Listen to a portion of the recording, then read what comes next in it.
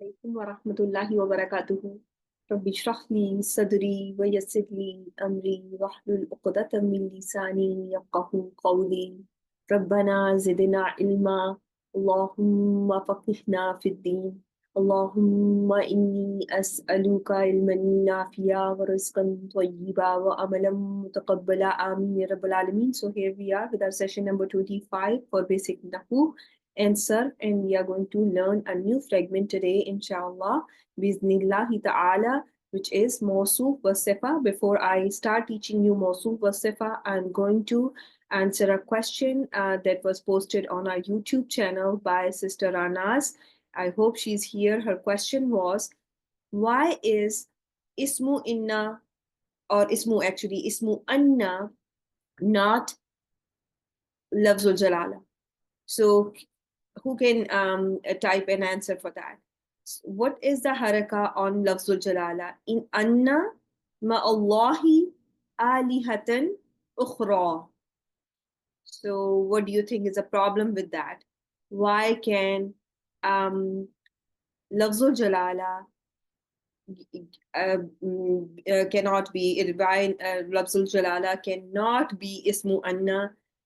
Very good job. It is not going to be Ismu Anna because it has a kasra. It has been affected by ma. It is affected by ma, and it is majroor li ta'azim. It cannot be Ismu Anna. What should be the status of Ismu Anna? What have we learned? Ismu Anna is supposed to be Nasbin status, right? Ismu Anna is supposed to be Nasbin status.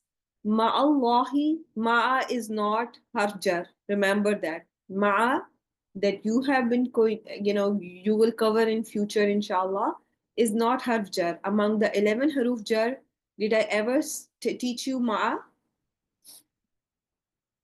It's not. So don't say that this is a jar wal majroor. No, this is ma'a is not harjar, so it cannot be jar wal majroor. There is another relationship between ma'a and lafzul jalala that we are going to cover in a later session.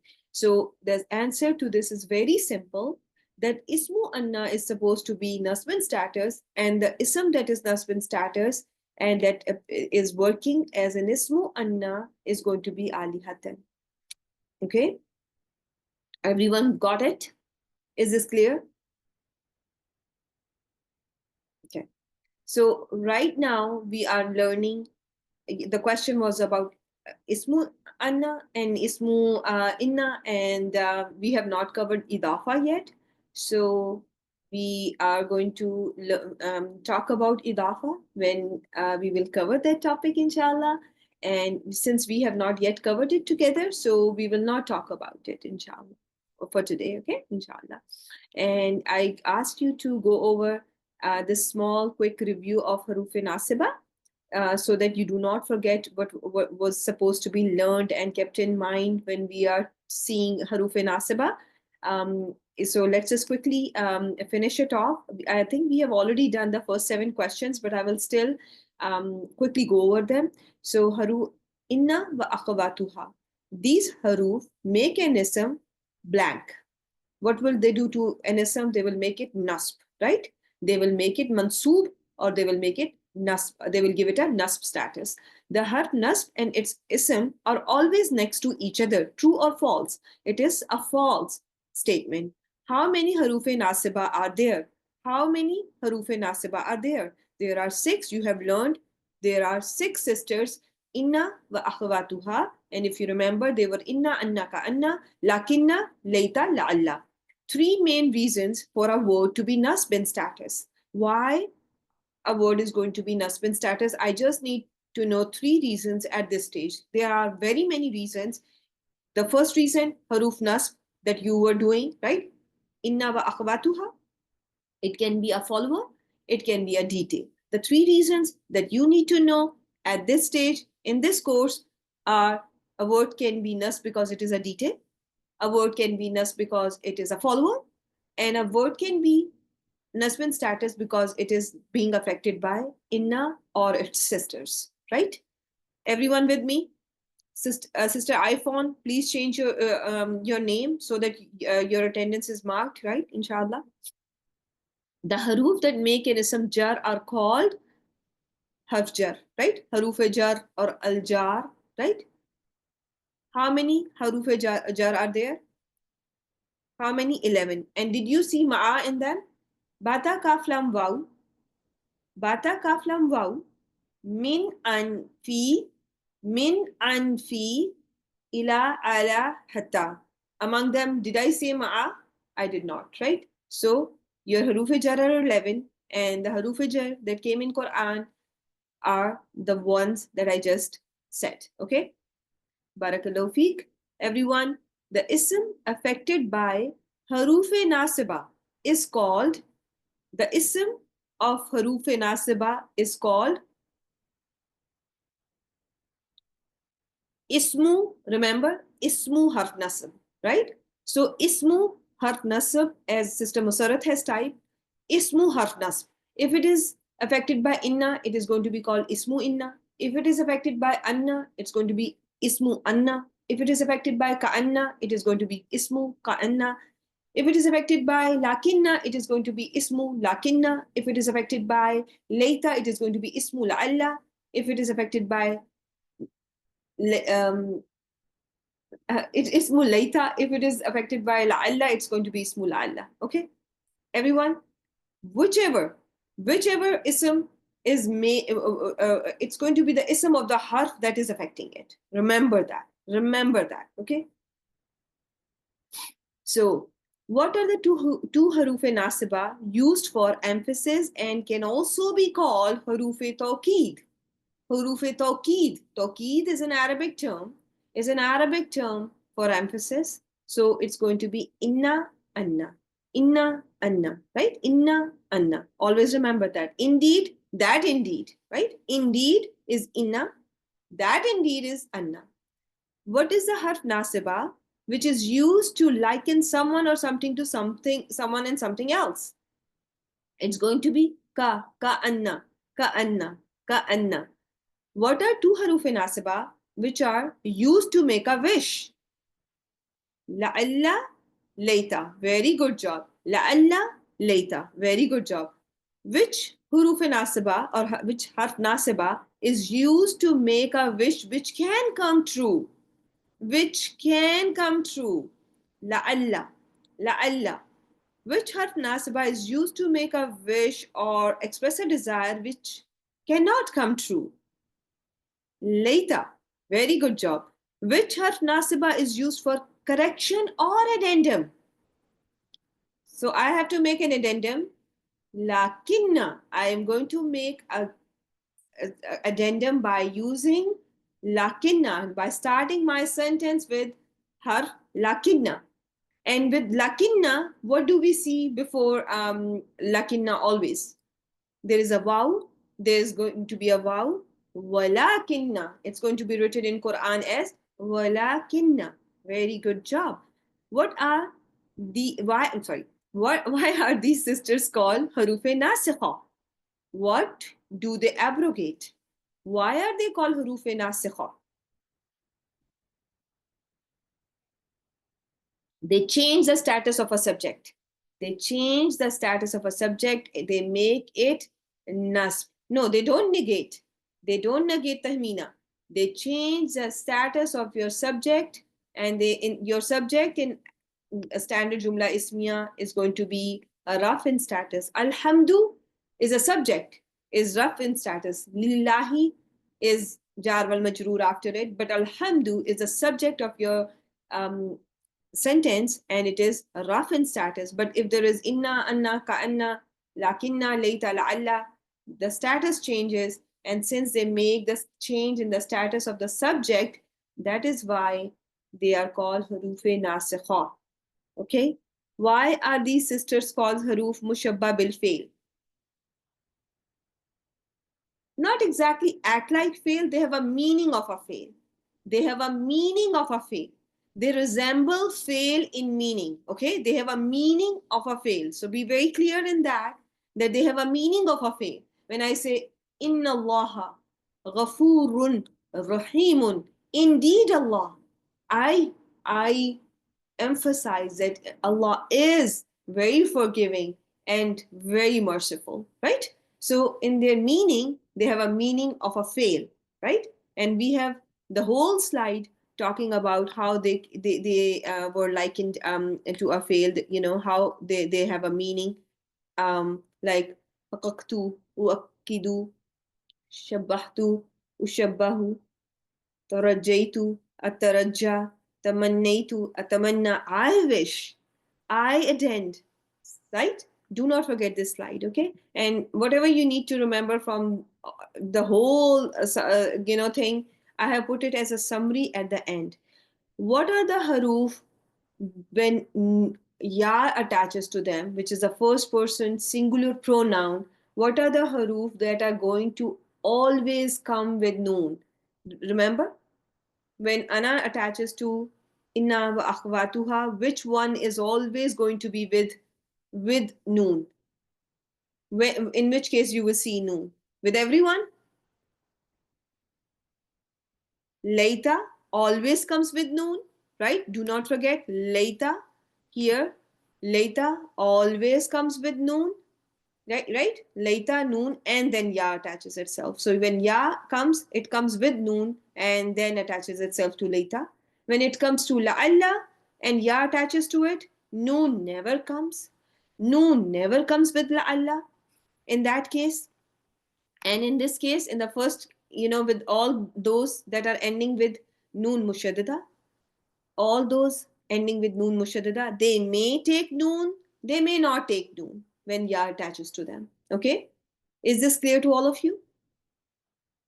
They may take noon, they may not take noon. Inna, anna, ka anna, lakinna, they may take noon, they may not take noon. For example, there is a possibility innani, and in Quran you see also inni, ka annani, ka anni, annani, anni, lakinnani, lakinni. So both are the possibilities. I hope this is clear to all of you. Just it's easy if you just know the noon mushaddada ones, permissible to you come with noon, with ya. When ya attaches to noon mushaddada, noon noon is permissible to be there.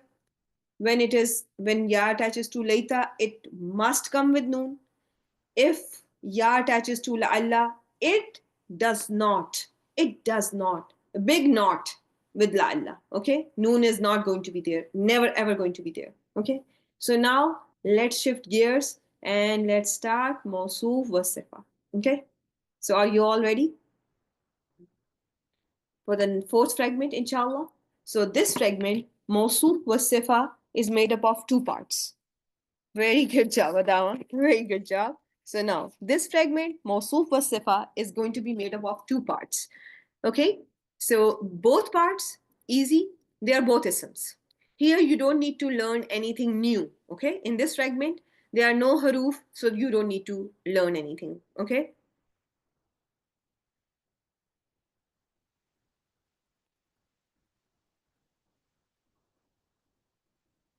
So now the first part of this fragment is going to be, yeah, you. Thanks for reminding me, Ranas. There was a slide that was missing. Yeah, I'm so sorry.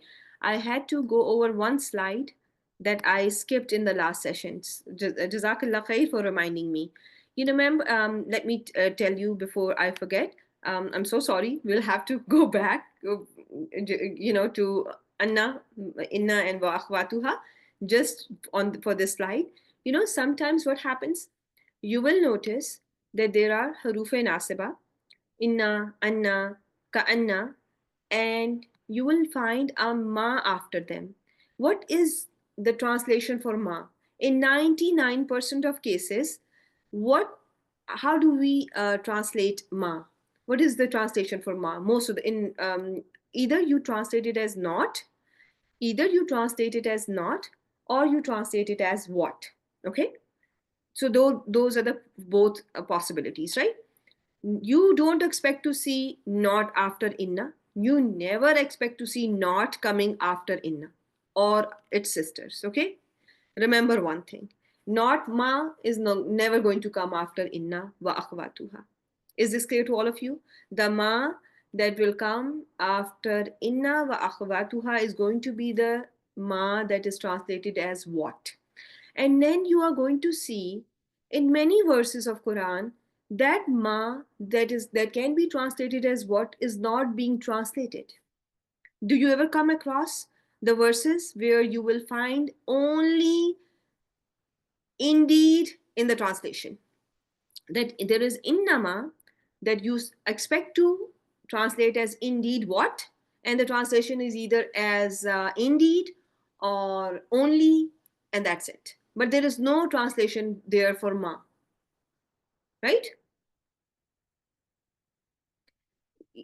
If it is translated, the ma that is going to be with inna can never be the ma that is used for negation. Okay, the ma that comes after inna wa akhawatuha will never be a ma that is used for negation. So it will never be translated as not. Okay, there are two translations for ma, right? The ma can be translated as what, ma can be translated as not. The ma that you expect to see after inna wa akhwatuha is never going to be not, is not going to be a negation ma. Okay? How many of you have understood it so far? Okay, so after inna wa akhwatuha, the ma can never be negation ma. It can only be ma which can be translated as what. But in very many cases, you will see in Quran, and this is very common, that this ma is not translated as what. This verse is not going to be translated as indeed what. We are the ones who are reformers. Do you translate it as like as that? No, that will be wrong, right? So this innama is translated as only we are the reformers, right? Or indeed only we are the reformers. So what happened to the ma here? Is ma being translated, or ma has a role here? It's being, yeah. So it's not translated, right? It's not translated, but it has a role here. Do you know what it did? Do you know what it did? If it was not there, if I remove this ma from here, if I hide it, let me make it black. If this is not there, what will happen to nahnu? What will happen to nahnu? It is going to be nasbin status. And what is the nasab form of nahnu? It's going to be innana. It's not going to be inna nahnu. It's going to be innana, because whenever nahnu is going to be attached, it's going to be innana, right? Just like this one. Innana, inna, and the attached version of nahnu, na, is going to be either inna or innana, right? That's how you are going to learn it, right? Indeed, we are the reformers, right? Now see, if I have something that is blocking inna from acting on nahnu, what will happen? In here, is inna be able to work on nahnu? Is it? It's not able to work on nahnu. It did not. It did not. It cancelled the effect of, it did not let inna make any ism nasb. Okay? This ma, this ma here itself is also not an ism. Okay? Its job is only to block the effect of inna and to bring the meaning of hasar or exclusivity or only, indeed only, that kind of a translation we get because of the use of this type of ma after inna. Like when I translate innama nahnu muslihun, I'm going to translate it as we are only the reformers. Yes, its job is emphasis. It stopped the action of inna. It did not let inna work on nahnu. Otherwise, it would have been, if the ma was not there, it would have been innana, right? But the ma came, blocked the action of inna, right? This special ma cancels the effect of huruf nasiba. So this means when they are followed by this ma, they lose their ability to make an ism nasb. So nahnu remains nahnu, is rough in status. Yes, nahnu is rough in status. Every time you see an independent pronoun, you are going to assume that it is nasb in status. If it was innana, the na would have been nasb in status, right? In here, when you see na, and if I asked you the status of na, what is the status? In case of inna as well, what is the status of na? It is nasb in status. But here, did anything happen to nahnu? Even the inna was there? Nothing happened to nahnu, right? Ma blocked the effect of inna. It stopped the effect of inna. And you see here the name ma al kafa. It is called, this special ma that comes after inna is called kafa. Kafa means, kafafa means one that stops. One that stops. Okay? Is this clear? So this al kafa is stopping, is blocking inna from acting on nahnu. So therefore it is not innana. And so it is going to be, this combination is going to be just translated as only. Okay, I was not going to go into that, but since a question was asked, so I thought that we will cover this slide.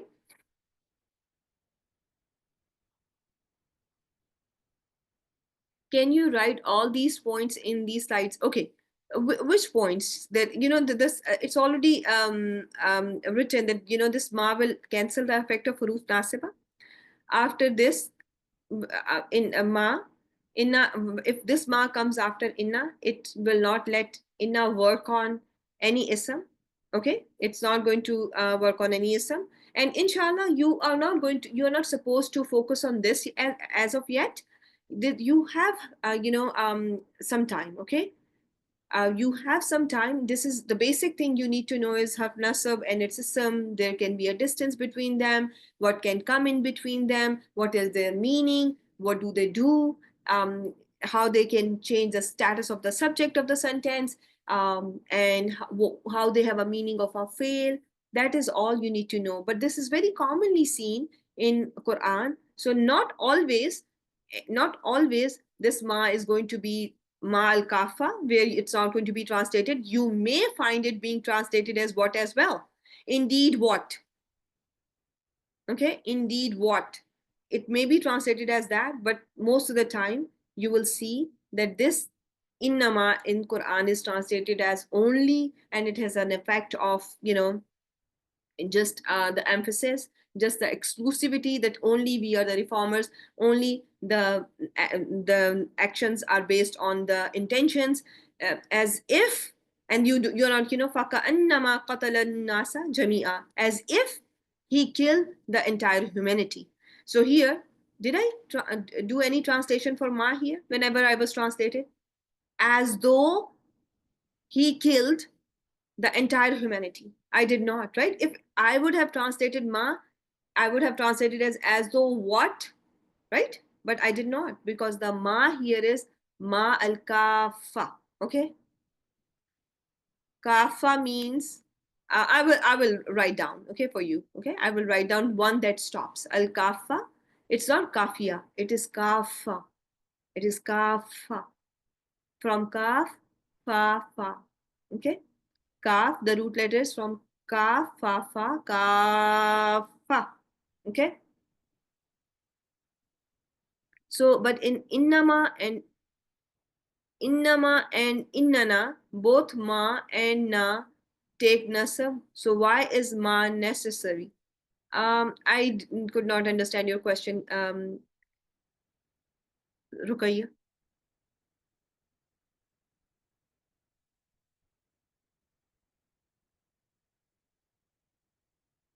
No meaning. In case of innama, you are going to only translate this as only.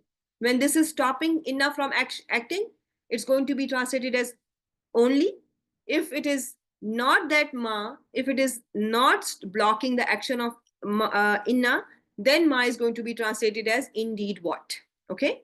If ma is not a blocking ma, it is going to be, the combination is translated as innama, is going to be translated as indeed what. If it is a blocking ma, then you are going to only translate it as indeed only. Okay. And I will add it in the slides as well for you, for convenience. Okay.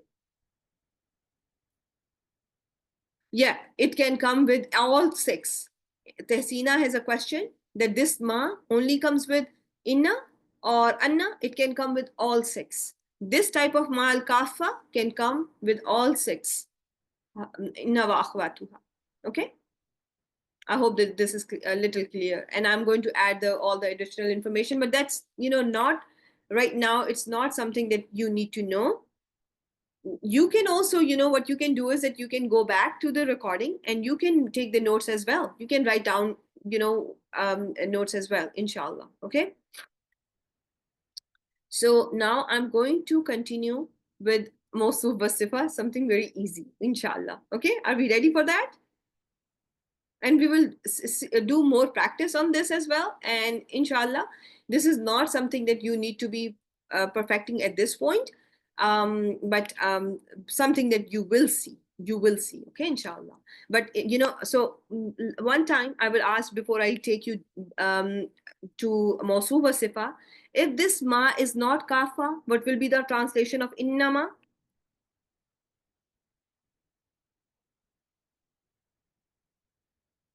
Indeed what? If it is kafa, what will be the translation? If it is ma kafa, indeed only, indeed only, right? That is the whole purpose. Okay. So there is someone waiting to enter the room, and I don't know why, but okay. Okay, so now let's come back to Mawsuf wa Sifa, a very easy fragment. And inshallah, we are going to see that in this fragment, you will find two isms. So you are seeing here twinning. You're noticing here on my, the first page, you're seeing two, people who are entirely similar. Okay. They are they're twins actually. They are, representing twins. And in Mawsuf wa Sifa, you are going to see a lot of twinning. Okay. There is going to be a lot of twinning. Okay. So keep that in mind. So how are they going to be twins to each other? So let's see that. You will find two isms in this fragment. The first part is called al-mawsuf. The mawsuf is an ism that is being described. Al-mawsuf is an ism that is being described. The second part is called as-sifa. The second part is called as as-sifa, which is a description, which is a descriptive word, or in easier terms, it is an adjective. Okay. So the first one, al-mawsuf, is the one that is being described. And the second one is the description or an adjective. Interesting thing in Arabic is the adjective comes after the ism, unlike in English. For example, if I have to say, if I have to describe a girl, I'm going to say good girl. A big book, yes, beautiful book, very good job. So now in Arabic, the order is opposite. It's going to be, instead of good girl, you are going to find in Mawsuf wa Sifa, girl good. Okay. Girl good. Okay. Is this clear to all of you? Instead of tall boy, you are going to see boy tall. Okay. So this is what the Sifa is. Okay. Boy tall. Yes. And then it will make you laugh, but this is how you're going to learn it. Sifa is an example of a follower. Keep that in mind. So when I say it is an example of a follower, it not only matches its Mawsuf in number, gender, type, also in status. Okay, remember that. So it matches with its Mawsuf in all four properties. In all four properties. Okay, what is a main thing? What is one main property that follower must match? The follower must match with the one ism that it is following. What was the one that we have been covering? Status, status, status. Remember that. No other property, but status is the main property that we focus on when we are studying follower. But when it comes to sifa, it matches its موصوف in all four properties. In all four. Okay? So let's see the example and let's understand it. When you look at this one on my slide, قولا معروفا. قولا معروفا. What do you see? Qaul, is it a singular or a plural? Give me the number. It is singular. When it comes to its gender, what is the gender? It is masculine. When it comes to its type, is it common or proper? It's common, nakira, right? When it comes to its status, what is the status of qaul? It is nasbin status, right? It is nasbin status because it is ending with a fatatain, right? No problem. Qawlan, nasbin status. Now look at ma'rufan. Is it singular, masculine, common, and nasbin status? The same thing? Is it the twin of qaul? Does it seem to be the twin of qaul? It is mimicking it in all four properties. It's just like its twin, matchy, right? So keep that in mind. They're going to be very matchy, okay? And sometimes, why alif written with lam in this word? In both sides, you're seeing alif. Both are ending with alif. Okay, because of the tajweed rule. Yes, it is because there is a rule in the writing. It is actually the rule of writing of Quran. Okay, so but you don't need to focus on that. You just focus on the four properties at this time. Okay, so the fatatain are always going to be with the alif at the end, with the exceptions, right? There are exceptions to it as well, right? Not every fatatain are going to be having alif at the end, but keep those in mind. Yeah, and with tamar buta, when it is with fatatain, you are not going to see an alif after it, like ummatan is without an alif. And there is another exception where you're not going to be seeing any alif after a fatatain, and that is hamza. Very good job. So keep that in mind. A good review of your tajweed rules as well. But here you need to focus on Mausuf and Sifa. I want you to learn this part of the grammar, inshallah. So they are matching in all four properties. Easy? So now see here, Qawlan Sadidan. Are these two words matching in all four properties, my dear students? Both singular, both masculine, both common, both nasbin status, right? When you look at Qawlan Kariman, all again four properties are matching, matchy, they are twins, right? Right? They are twins. Aqwal sometimes in Urdu is used, but in Arabic you are just going to see it as in Quran you don't see any plural for that. Okay. Quranan Arabiyan. Do you see four properties are matching, right? All four properties. Ummatan wahidatan. Four properties matching, right? But here you may have a question that ummah, does it represent one person or is it denoting the entire nation? Is it a kind of a collective noun, right? Is it kind of a collective noun? It's a collective noun, okay? It's a collective noun, right? Because ummah is always an ummah. There is no singular for that. When it comes to ism jins jam'i, those words have a singular that end with tamar buta and ya mushaddada. But this word is it sounds like a collective noun. And wahidatan, one nation. But here you will know, still you are going to say that they are mawsuf was sifa, okay? Because it is talking about one ummah, okay? It is talking about one nation, so it still justifies wahidatan still justifies to be its sifa. Is this clear to all of you? Alhamdulillah, you should not be confused on this one. Okay, so ummatan wahidatan is going to be mawsoof wa sifa, all four properties, both feminine, both common, both nasb in status, and they are both in number. Ummah may be considered as collective noun, but here we are talking about one nation, so wahidatan suffices to be its sifa. Okay, when it comes to ayatin bayyinatin, can they be mawsoof or sifa? Ayat, how many? What is the number? What is the number? Sound feminine plural, sound feminine plural, and the same is true for bayyinat, sound feminine plural. When it comes to the type, they are both common, right? They're both common. When it comes to the gender, what is the gender? We already did, it is feminine, right? When it comes to the status, give me the status.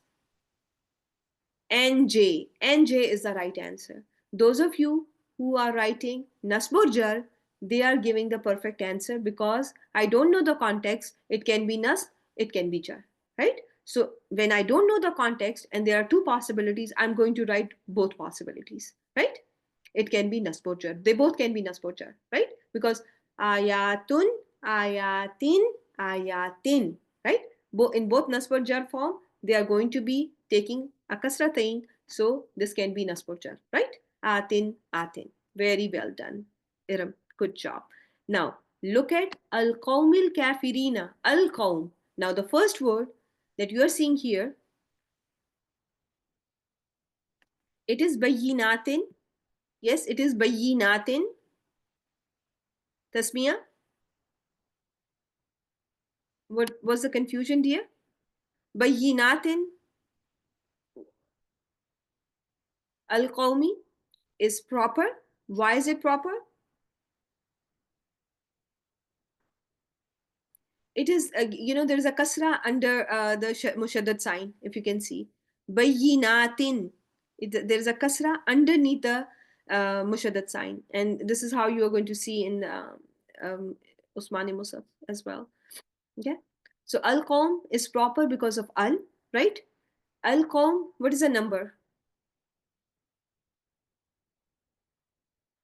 It is a collective noun. It is a collective noun, so it's a plural. It is a plural word. The gender in this case is going to be masculine, masculine, right? Masculine. The status in this word is going to be, what is the status of the word? It is jaran status because of the kasra on the meme. When you look at word al-kafirina, al-kafirina, is it proper? Is it proper? Because of al, it is proper. It's masculine, yes or no? It is masculine, right? It is masculine when it comes to its number. It is masculine sound plural. It's masculine sound plural, right? And now when I ask you the status of this word, it is jar. Now you are not allowed to write nasb or jar. Why so? Sifa is one of the followers. Sifa is one of the followers. And a follower follows in ism, it follows in the sifa. So since al-qawmi was jar, al-qawm was jar, al-kafirina is going to be only and only considered jar. Now there is no confusion, right? Because it is a follower, al-kafirina, which is a sifa, is a follower. So now I only and only I'm going to write that it is jaran status. Clear? Alhamdulillah. Okay. Now let's see. Yomin azimin. Again, it's a easy one. In case of al-kafirina, al-kafirina because al-qawmi, its mawsoof is jar, right? So now I don't have to say nasban jar here because it's a follower of al-qawm. It's a sifa of al-qawm and it has to follow it in all four properties including the status. So now the option of nasb jar is not applicable here, right? It is going to be only jar because it's mawsoof was jar, al-qawmi was jar, so al-kafirina is going to be jar. There is no singular for qawm. There is no singular for qawm, Umaira. It is ism jama, right? It is ism jama. It's going to be no, there is no going to, there is, remember you have learned them as plurals, as plural words. Ism jama are those plural words that generally will not have any singular. So what does it mean? In 99.99% of cases, these are the words that have no singular, but they can have plurals, they can have duals, right? And you have found their duals and plurals in Quran itself as well. The next thing, yomin, azimin, all four properties are matching. Azabun, alimun, do you agree? All four properties, both common, both rough in status, both masculine, both singular, and everything is matching. Baladan, aminan. Baladan, a city, a peaceful city, a city with aman, a city with peace. Baladan, aminan, all four properties are matching. Fu'banum, mubinun, all four properties matching, both common, both masculine, both singular, and both rough in status, right? Anyone has any confusion about Mawsuf and Sifa? Not yet. Okay, good, good. Okay, now when we were doing in the beginning, when we were learning about the follower and how this ism can be Jaran status, and how when we were learning the status, and um, we come across Bismillahir Rahmanir Rahim. If I asked you, do you see, if you look at Lafzul Jalala, Allah, how will you connect Ar-Rahman to Lafzul Jalala? Can it be Mawsuf was Sifa? Can there be a relationship of Mawsuf was Sifa? And what will be the Mawsuf? Who will be the Mawsuf in here?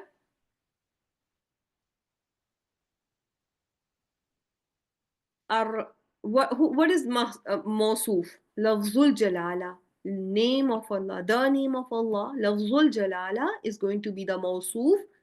Lafzul Jalala is going to be the Mawsuf, and Ar-Rahman is going to be the Sifa, right? What about Ar-Rahim? Can it also be the Sifa of Lafzul Jalala?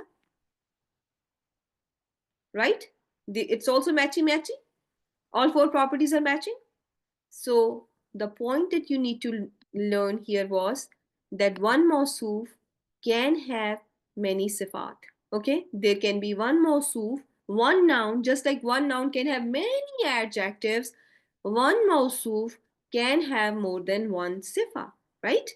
When you look here, in verse number 2 here, Lillahi, Lafzul Jalala, if you make it a Mawsuf, can Rabbil Alamina be the Sifa of Lafzul Jalala? Can it be? Right? Together. Rabbil Alamina. Rabbi, Lord of the worlds. Rabbi and Lafzul Jalala, both are singular, both are masculine, both are jar in status. When it comes to the type, what is the type of Rabbi? Rabbil Alamina, Lord of the worlds. The Rabbi is proper. What made Rabbi proper? What made Rabbi proper? Al Alamina, because its after of was proper. Its after of was proper, so before of also became proper, right? Its after of was proper. That the right answer is because the after of Rabbi was proper, so it made Rabbi proper, Lord of the worlds, because it's not any master, it is master of the worlds. So Rabbi became proper, and it is a sifa for Lafzul Jalala. And then the second sifa for Lafzul Jalala can also be Ar-Rahman. The third sifa is Ar-Rahim, right? Allah is not only the Rabb of the world, but He's also the extremely merciful, the ever merciful. And the fourth sifa, can it be that He is the sovereign of the day of the judgment? Can we say the Malik is a sifa number 4? And is it masculine? Yes, it is. Is it jar? Yes, it is. Is it singular? Yes, it is. When it comes to the type, of Malik, is it common or proper? Because Lafzul Jalala is proper, right? So what made Malik proper? You have to give me the same answer. Because it's after Af was proper, Malik became proper. It became proper because it's after Af was proper. Because Adin made Yom proper and Yom made Malik proper. He is not the sovereign of any day, he is the sovereign of the day of the judgment. Right? So after off, do not forget, because that is the next fragment that we will be covering, inshallah. But at this point, I want you all to be very well versed with that how if your after off is proper, your before off also becomes proper. Okay, so there one Mawsuf can have many sifat. Okay, so that is the end of this today's session. And inshallah, when once you are going to cover the fragment where you are going to learn about after off, it's things will become even easier, inshallah. I'm assuring you that it's going to be easy. For now, if you can just remember ayatin, bayinatin, and all those four properties, inshallah, it's going to be easy. Yes, and we will cover it in the next slide. Is going to be how the two sums that have the same properties don't have to be right next to each other. Subhanak Allahumma wa bihamdik nashhadu an la ilaha illa anta nastaghfiruka wa natubu ilayk. Assalamu alaikum wa rahmatullahi wa barakatuhu. Take care, and please go back to whatever you have not understood. You go back to recordings and take your own notes as well that are going to be most helpful to you, inshallah. Okay, take care.